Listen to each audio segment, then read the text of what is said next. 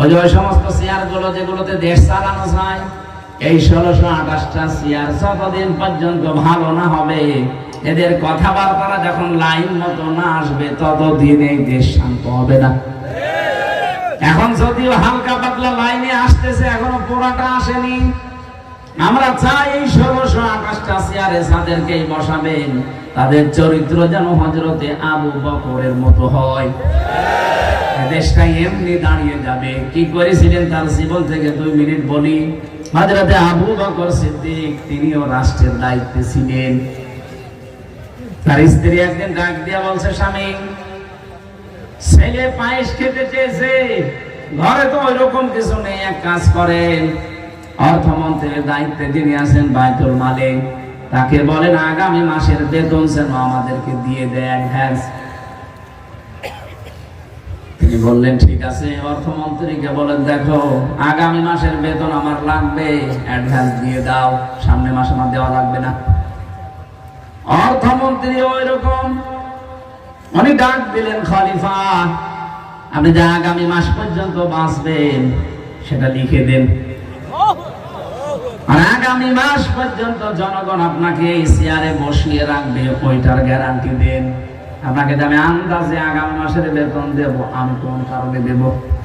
এরকম কথা যদি এই ডাইনের সামনে কেউ বলতো, তো আল্লাহ থাকতো। কথা বলে না কেন? বাড়িতে চলে গেলেন, স্ত্রীকে বলে, না, যে উদ্দেশ্যে গিয়েছিলাম পাইনি, যেভাবে আছে এভাবে চলো, পায়েস খাওয়া লাগবে না।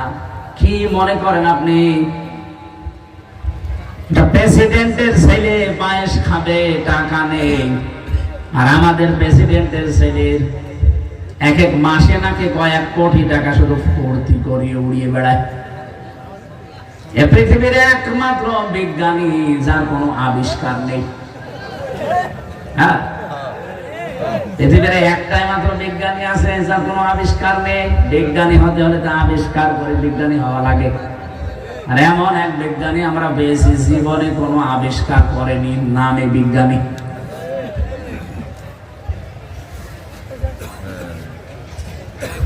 লক্ষ্মীপুরবাসী, বিএনপি যারা করেন তাদেরকে আমি আহ্বান জানাচ্ছি, আপনার চরিত্র জিয়াউর রহমানের মতো তৈরি করেন। ভাঙ্গা বাক্স একটা প্রেসিডেন্ট, আপনি কোথায় আছেন? কার আদর্শ মেনে আপনি রাজনীতি করেন? আমি তো কিছু বুঝি না। আমার সাথে তো তারেক জিয়া সাহেবের পিএস ছিল 3 বছর আমার পাশে, তার বন্ধ ছিল গিয়াসউদ্দিন মামুন, আজ 14 বছর ছেলে।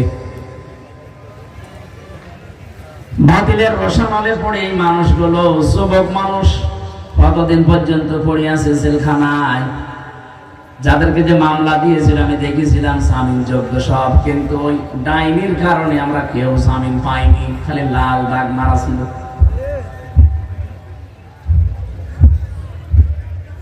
যারা আজ নাম ভাঙিয়ে চলতে চাচ্ছেন, না, আপনি কিন্তু মুনাফিকি করছেন আপনার নিজের সাথে। আপনার দলীয় আদর্শ যারা মানেন তার সাথে আপনি মুনাফিকি করছেন।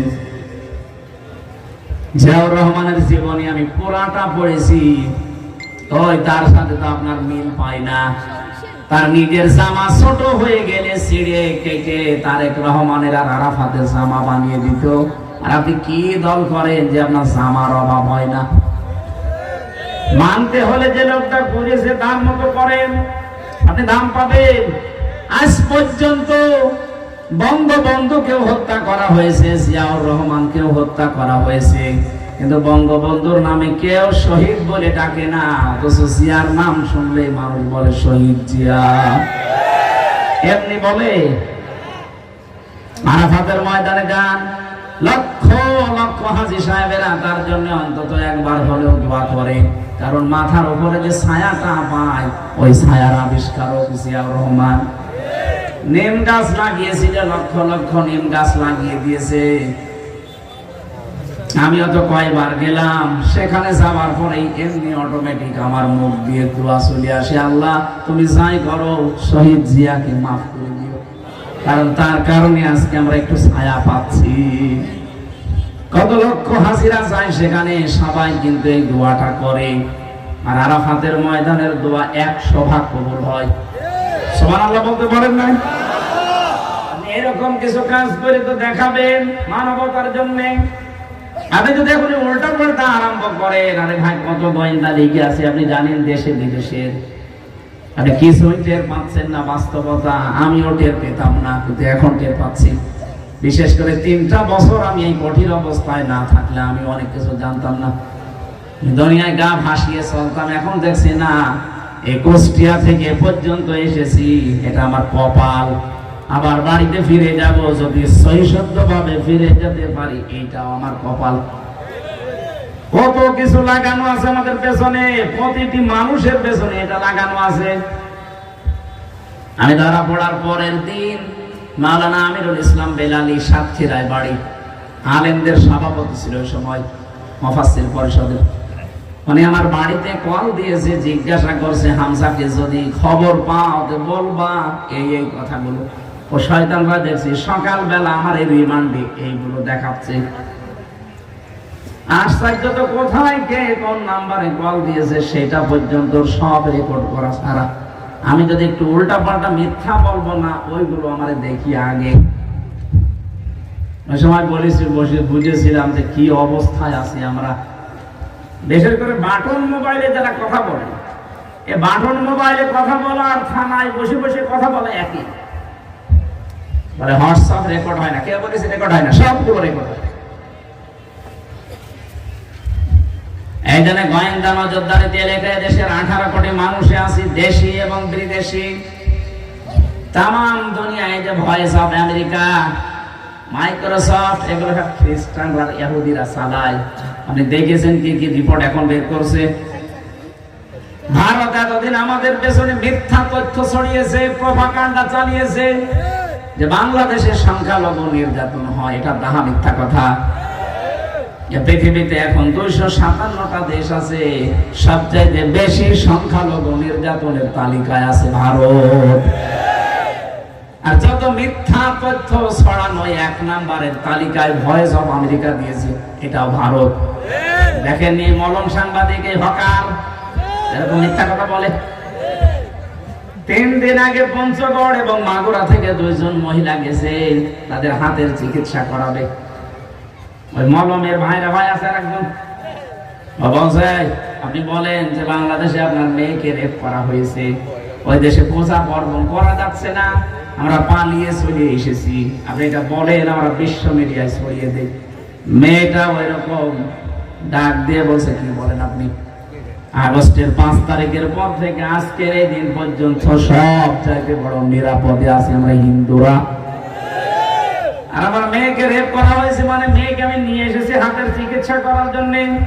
কি মিথ্যা তথ্য ছড়ান আপনারা! আপনাদের কারণে আমাদের হিন্দুদের বদনাম হয়ে যাচ্ছে। তামাম দুনিয়া এখন কিন্তু সব বুঝে ফেলেছে, এদের সাবধান হবেন। ডোনাল্ড ট্রাম্প এটা মাত্র 7 দিন আগে একটা হুমকি অলরেডি দিয়ে দিয়েছে। এই কথা কিছু বোঝেন? কারণ 2 জন খ্রিস্টান যুবতী মেয়েকে ভারতের মাটিতে উলঙ্গ করে হাঁটিয়েছেন এই উগ্রপন্থী হিন্দুরা। ডোনাল্ড ট্রাম্প একজন খ্রিস্টান, সে সাথে মাতাল হলো, তাহলে ঠিক আছে। তার কিন্তু এগোতে লেগেছে। সে অলরেডি ঘোষণা দিয়েছে জানুয়ারির 20 তারিখে আমার শপথটা নেওয়ার পরে দেখেন আমার মেয়েকে, আমার বোনকে, আমার মাকে যারা উলঙ্গ করে ঘুরিয়েছে রাস্তায় বিশ্ব রোডে, আমি তাদেরকে ছাড় দেব না। 16 লাখ ভারতীয় আছে, এগুলো সব ফেরত পাঠাবো। আমার মনে হয় দাদার এখন ধুতি খুলে যাবে। ওরা আমাদের চট্টগ্রাম নিয়ে নেবে, ওর নিজের দেশ এখন দেখ কি হয়। এমনি বর্ডারে আলু আর পেঁয়াজ পয়সা যাচ্ছে, এক কথা বলে না কেন? তামাম দুনিয়া এখন প্রচার হচ্ছে যে সবচেয়ে বেশি মিথ্যা কথা বলে ভারত। মেন ঠেলা সামলান। আপনার চীনের সাথে আপনার মিল নেই, পাকিস্তানের সাথে সাপে নেওয়ালে সম্পর্ক, আফগান আপনাদেরকে দেখতে পারে না, মায়ানমার দেখতে পারে না, এই যে ভুটান দেখতে পারে না, মালদ্বীপ দেখতে পারে না, শ্রীলঙ্কা দেখতে পারে না। বাংলাদেশের সাথে হালকা মিল ছিল, কন্যা যতদিন ছিল, কন্যা নেই আর নেই। কন্যা তো চলে গেছে স্বামী স্ত্রীর সম্পর্ক বলে, কিন্তু ওনার সাথে তো কন্যার বিয়ে জায়েজ নেই। কথা বলে না কেন? উনি একজন মুশরিক না? উনি কি মুসলমান? আর ওনার মুসলমানি দেওয়া আছে। মুসলমানি দেওয়া নেই, ওনার সাথে আমরা মেয়ে বিয়ে দেবো কোন কারণে? আর দাদার এখন যা বয়স, এ বয়সে যদি মুসলমানি দিতে চায়, ওই পাকা সওয়ালের মুসলমানি দেবে কোন হাসান? যে হাসান মুসলমানি দিতে যাবে, আগা কেটে দিতে গোড়া কেটে বাদ দিয়ে দেবে। সাতা ওর বিয়ে করার সাত মিটে যাবে। চট্টগ্রাম নিয়ে নেবে। আমির জামাত ডক্টর শফিকুর রহমান হাফিজাহুল্লাহ ঘোষণা দিয়েছেন না, এদেশের চট্টগ্রাম না, 1 ইঞ্চি না, হাফ ইঞ্চি জমিনের দিকে নিয়ে নেওয়া তো দূরের কথা, যদি কেউ চোখ তুলে তাকায় তার চোখ উপড়িয়ে ফেলা হবে ইনশাআল্লাহ।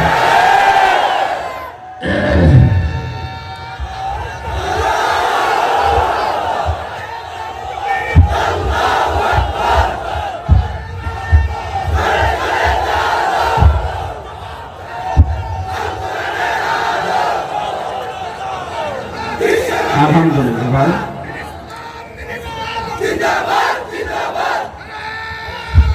এই কথা বলতে দিন, সময় এমনিতে চলে যাচ্ছে, কথা বলতে দিন। এটা আর আগস্টের 5 তারিখের আগে নেই, এ দেশ পাল্টিয়ে গেছে। এখন চলছে ডিসেম্বরের 30 তারিখ। কালকে রাতের পরে আমাদের শুরু হবে নতুন বছর।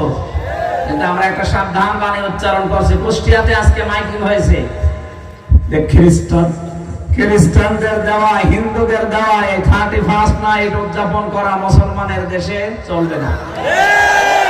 কুষ্টিয়াতে এমনি একটা সাংস্কৃতিক রাজধানী, সেটা